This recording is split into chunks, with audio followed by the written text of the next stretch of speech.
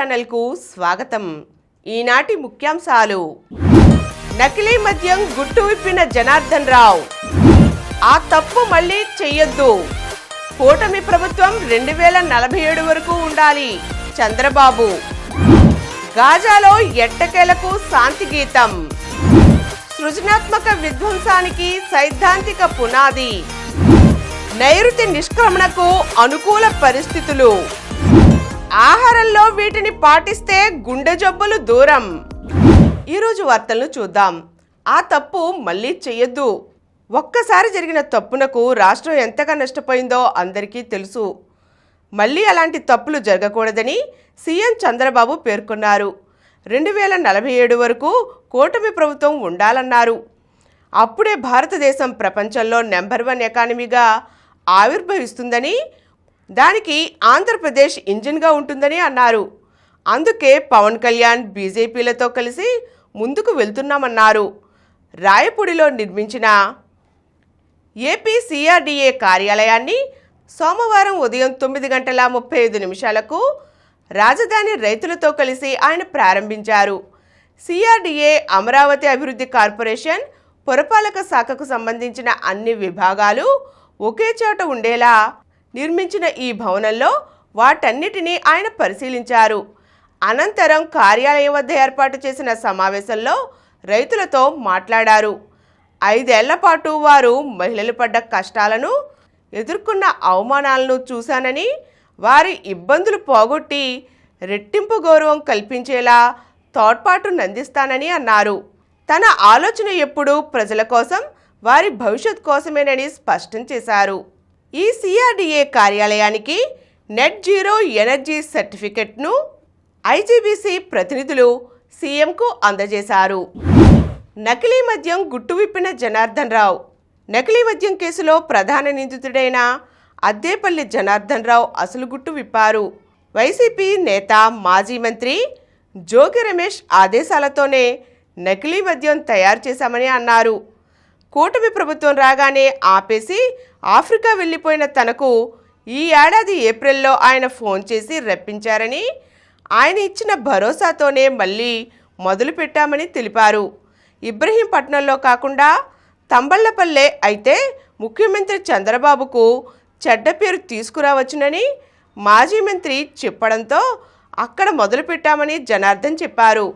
అజ్ఞాతంలో ఉన్న TDP Thamballapalle incharge జయచంద్రారెడ్డికి ఈ వ్యవహారంతో ఎలాంటి సంబంధం లేదన్నారు. అద్దేపల్లి జనార్దన్ రావును శుక్రవారం గన్నవరంలోని విమానాశ్రయంలో ఎక్సైజ్ టాస్క్ ఫోర్స్ పోలీసులు అరెస్ట్ చేసిన సంగతి తెలిసిందే.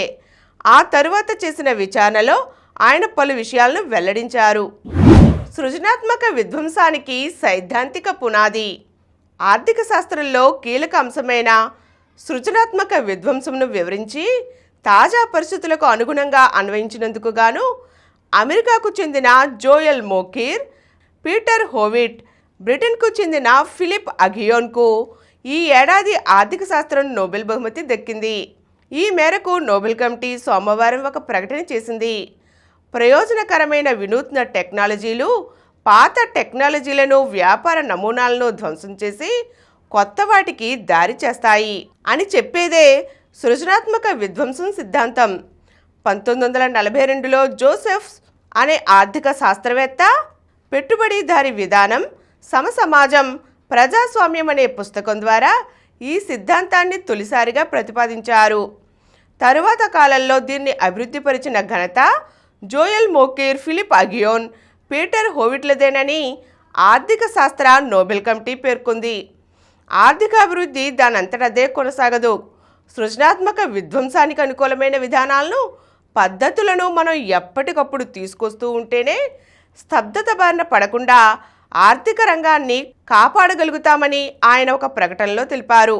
సృజనాత్మక విధ్వంసం ద్వారా పాత టెక్నాలజీలు, వ్యాపార నమూనాలు కనుమరుగై కొత్తవి ముందుకు రావడం వెనుక ఉన్న కారణాలని శాస్త్రీయంగా జోయల్ మోకిర్ వివరించారని, ఫిలిప్ అగియోన్, పీటర్ హోవిట్లు ఈ సిద్ధాంతానికి గణితపరమైన మోడల్ను తయారు చేశారని వెల్లడించారు.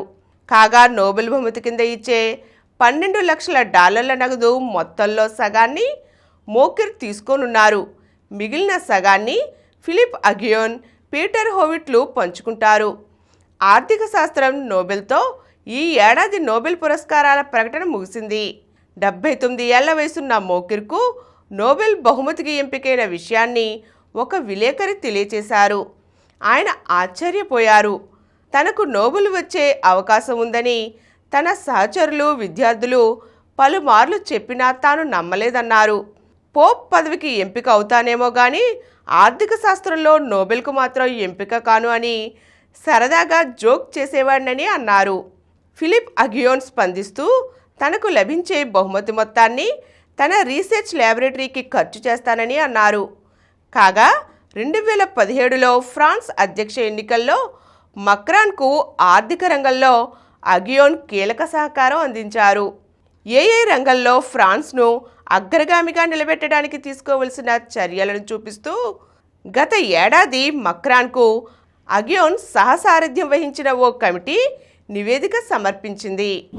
గాజాలో ఎట్టకేలకు శాంతి గీతం. 2 ఏళ్లుగా అగ్నిగుండంగా రగిలిన పశ్చిమాసియాలో శాంతి గీతాలు వీయడం మొదలయ్యాయి. పరస్పర భీకర దాడులతో నెత్తుటేర్లు పారిన ఇజ్రాయెల్ గాజాలలో కొంగొత్త ఆశలు ఊసులాడుతున్నాయి. దాదాపు 2 ఏళ్లుగా హమాస్ చెరలో ఉన్న 20 మంది ఇజ్రాయేలీ బందీలు ఎట్టకేలకు స్వేచ్ఛావాయువులు పీల్చుకున్నారు. సూత్రాల శాంతి ప్రణాళిక తొలిదశలో భాగంగా వీరిని గాజాలో సోమవారం రెడ్ క్రాస్కు హమాస్ అప్పగించింది. అనంతరం రెడ్ క్రాస్ వీరిని ఇజ్రాయెల్ సైన్యానికి బదిలీ చేసింది. ప్రతిగా ఇజ్రాయెల్ కూడా 1900 మందికి పైగా పాలస్తీనా ఖైదీలను విడుదల చేసింది. ఈ ఘటనకు పశ్చిమాసియాలో చారిత్రాత్మక నవోదయంగా అమెరికా అధ్యక్షుడు డొనాల్డ్ ట్రంప్ వివరించారు. బందీలు, ఖైదీలు విడుదల వేళ ఆయన ఇజ్రాయెల్ చేరుకుని ఆ దేశ పార్లమెంట్లో ప్రసంగించారు. ఆకాశం నిర్మలంగా ఉంది, తుపాకులు మూగబోయాయి, సైరన్లు ఆగిపోయాయి, ఎట్టకేలకు ప్రశాంతంగా ఉన్న పవిత్ర భూమిలో సూర్యుడు ఉదయించాడని పేర్కొన్నారు.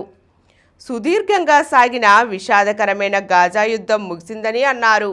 యుద్ధంలో ఇజ్రాయెల్ విజయం సాధించిందని పేర్కొన్న ట్రంప్ దీన్ని శాశ్వత శాంతిగా మలుచుకోవలసిన తరుణం ఆసన్నమైందన్నారు. గంటకు పైగా సాగిన ప్రసంగంలో ఇజ్రాయెల్ ప్రధాని నెతన్యాహుపై ట్రంప్ ప్రశంసల వర్షం కురిపించారు. నైరుతి నిష్క్రమణకు అనుకూల పరిస్థితులు. నైరుతి రుతుపవనాలు రాబోయే 2 లేదా 3 రోజుల్లో మహారాష్ట్ర, తెలంగాణ, ఛత్తీస్గఢ్, ఒడిశా, ఈశాన్య రాష్ట్రాల నుంచి పూర్తిగా వెనుదిరిగేందుకు అవకాశాలు ఉన్నాయని భారత వాతావరణ విభాగం తెలిపింది. కొన్నేళ్ల మాదిరిగా రాష్ట్రం నుంచి నైరుతి నిష్క్రమణ, ఈశాన్య రుతుపవనాల ఆగమనం ఏకకాలంలో జరుగుతుందని ప్రైవేటు వాతావరణ సంస్థ స్కైమెట్ అంచనా వేస్తోంది. ఈ నెలాఖరు వరకు రాష్ట్రంలోని పలు ప్రాంతాల్లో విస్తారంగా వర్షాలు కురవవచ్చునని వాతావరణ నిపుణులు పేర్కొంటున్నారు. కోస్తాంధ్ర పరిసరాల్లో ఉపరితల ఆవర్తనం కొనసాగుతోంది. దీని ప్రభావంతో గురువారం వరకు పలు ప్రాంతాలలో భారీ వర్షాలు కురిసేందుకు అవకాశం ఉందని తెలియజేశారు. మంగళవారం ఏలూరు, ఎన్టీఆర్, శ్రీ పొట్టి శ్రీరాములు, నెల్లూరు, తిరుపతి, అనంతపురం జిల్లాలలో భారీ వర్షాలు కురుస్తాయని, ఆదివారం నుంచి సోమవారం ఉదయం వరకు అనంతపురం జిల్లాలలో భారీ వర్షాలు కురుస్తాయని అంచనా. విజయం ముంగిట భారత్. వెస్టిండీస్తో 2వ టెస్టులోనూ ఘన విజయం భారత్ సొంతం కాబోతోంది. కానీ ఆ గెలుపును ఆలస్యం చేయడంలో విండీస్ విజయవంతమైంది. మరో ఇన్నింగ్స్ విజయం కోసం భారత్ చేసుకున్న ప్రణాళికలను కరీబియన్ జట్టు భగ్నం చేసింది. రెండో ఇన్నింగ్స్లో జాన్ క్యాంబెల్ 115 రన్స్తో, షై హోప్ 103 పరుగులతో, Justin Greaves 50 not out, Roston Chase 40, Jayden Seals 32 కూడా కలిసి పోరాడడంతో విండీస్ 390 పరుగులు చేసి ఆలౌట్ అయింది. భారత బౌలర్లలో జస్ప్రీత్ బుమ్రా, కుల్దీప్ చెరో 3 వికెట్లు, సిరాజ్ 2 వికెట్లు కొల్లగొట్టారు. అనంతరం 121 పరుగుల లక్ష్యంతో బరిలోకి దిగిన భారత్ సోమవారం ఆట చివరికి యశస్వి జైస్వాల్ 8 పరుగులతో వికెట్ నష్టపోయి 63 పరుగులు సాధించింది. దక్షిణాఫ్రికా మళ్లీ దంచేసింది. మహిళల వన్డే ప్రపంచ కప్ను ఘోర పరాజయంతో ఆరంభించిన దక్షిణాఫ్రికా తర్వాత చెలరేగిపోతోంది. ఆ జట్టు టోర్నీలో హ్యాట్రిక్ విజయం నమోదు చేసింది.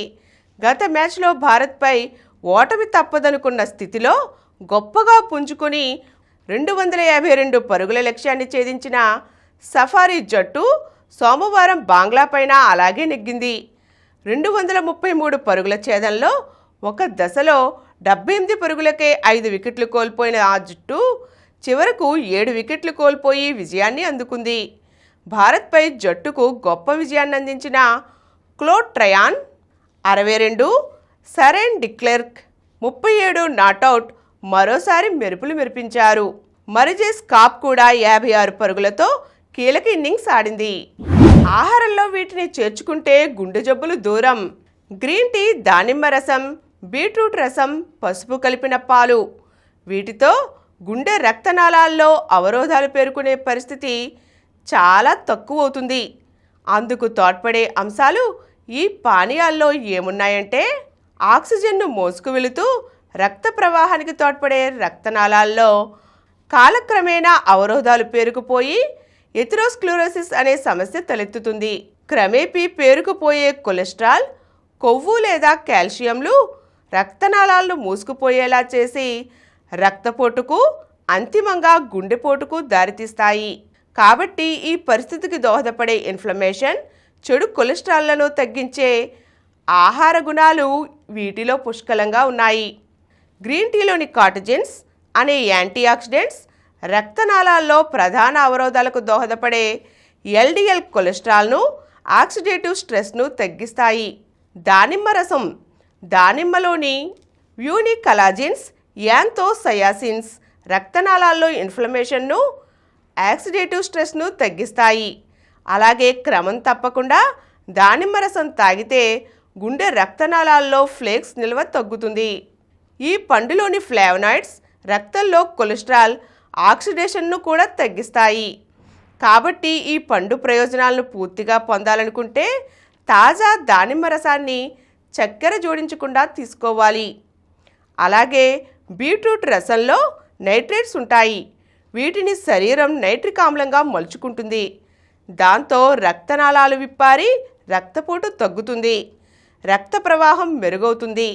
ప్రతిరోజు బీట్రూట్ రసం తాగడం వల్ల రక్తనాళాలు బిరుసుతనం తగ్గుతుందని పరిశోధనలు నిరూపించాయి. ఇప్పుడు కొన్ని సంక్షిప్త వార్తలు చూద్దాం.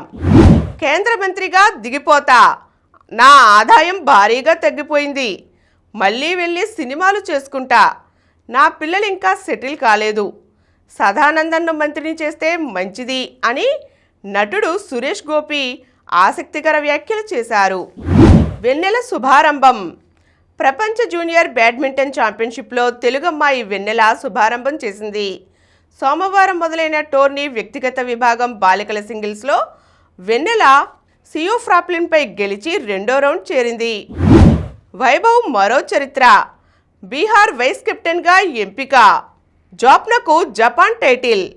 భారత వెటరన్ స్క్వాష్ ప్లేయర్ జోప్నా చిన్నప్ప 10 ఏళ్ల సుదీర్ఘ విరామం తర్వాత సింగిల్స్ టైటిల్ నెగ్గింది. వెంకట్రామ్ మోహిత్ పసిడి ధమాకా. జాతీయ జూనియర్ అథ్లెటిక్స్ ఛాంపియన్షిప్లో తెలుగు క్రీడాకారులు పతకాల మోత మోగించారు. భువనేశ్వర్లో సోమవారం జరిగిన అండర్-20 విభాగం 800 మీటర్ల పరుగులో మోగిలి వెంకట్రామ్ రెడ్డి స్వర్ణం గెలిచారు.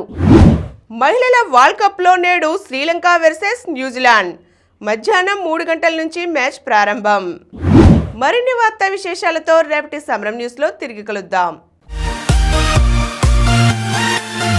ప్రతిరోజు వార్తా విశేషాల కోసం అనతి కాలంలోనే 20 కోట్లకు పైగా వ్యూస్ సాధించిన సమరం ఛానల్ సమర్పించు సమరం న్యూస్ ఛానల్కు సబ్స్క్రైబ్ చేయండి, లైక్ చేయండి, మీ ఫ్రెండ్స్కి షేర్ చేయండి.